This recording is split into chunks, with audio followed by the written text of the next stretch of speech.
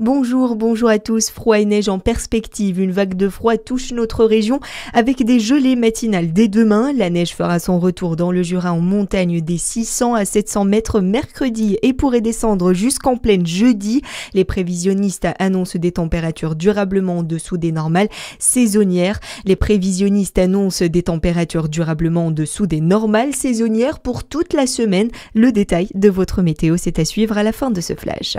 Circulation ferroviaire compliquée ce matin entre Dijon et Besançon, entre 20 et 40 minutes de retard. En cause, un passage à niveau resté fermé à Neuilly-les-Dijon, provoquant un défaut de fonctionnement. Conséquence, TER et TGV ralentis, dont ceux vers Paris. La SNCF annonce un retour progressif à la normale.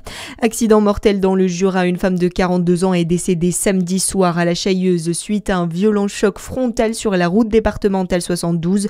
Le conducteur de l'autre véhicule, un jeune homme d'une vingtaine d'années, a été blessé et transporté à l'hôpital de Lons-le-Saunier. Les gendarmes ont ouvert une enquête pour déterminer les causes de l'accident. La saisie la plus importante de l'année sur la 36. Les douaniers de Besançon ont découvert plus de 47 kilos de cocaïne et plus de 200 kilos de résine de cannabis dans un camion contrôlé sur l'aire de la Combe-Fougères.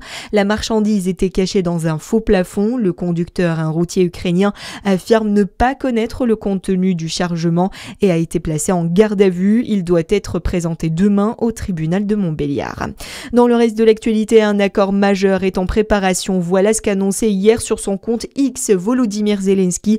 Le président ukrainien effectue aujourd'hui sa 9e visite en France depuis le début de la guerre. Aux côtés d'Emmanuel Macron, il a visité la base aérienne de Villacoublay au sud-ouest de Paris. Une rencontre pour mettre l'excellence française en matière d'industrie d'armement au service de la défense de l'Ukraine, explique l'Élysée. Un signal fort, nécessaire, quitte à se dresser encore davantage face à la Russie, selon le général Jérôme Péistrandi, rédacteur en chef de la revue Défense nationale. Les objectifs de Vladimir Poutine sont très clairs. Il veut la capitulation de l'Ukraine et il veut rétablir une forme de souveraineté sur tout ce qui a été russe un jour. Donc la guerre en Ukraine nous concerne directement et c'est pour cela qu'il est absolument indispensable de soutenir les Ukrainiens maintenant et dans la durée face à l'agressivité russe. Ça passe par des prises de position, par un véritable soutien militaire et politique à l'égard de l'Ukraine.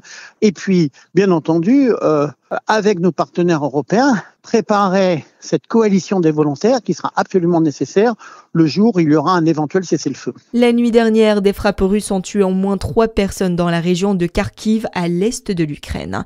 Et puis, un Oscar pour Tom Cruise. L'acteur a reçu la nuit dernière un Oscar d'honneur, le premier de sa carrière, lors de la cérémonie des Governors Awards à Hollywood. À suivre le détail de votre météo sur Fréquence Plus.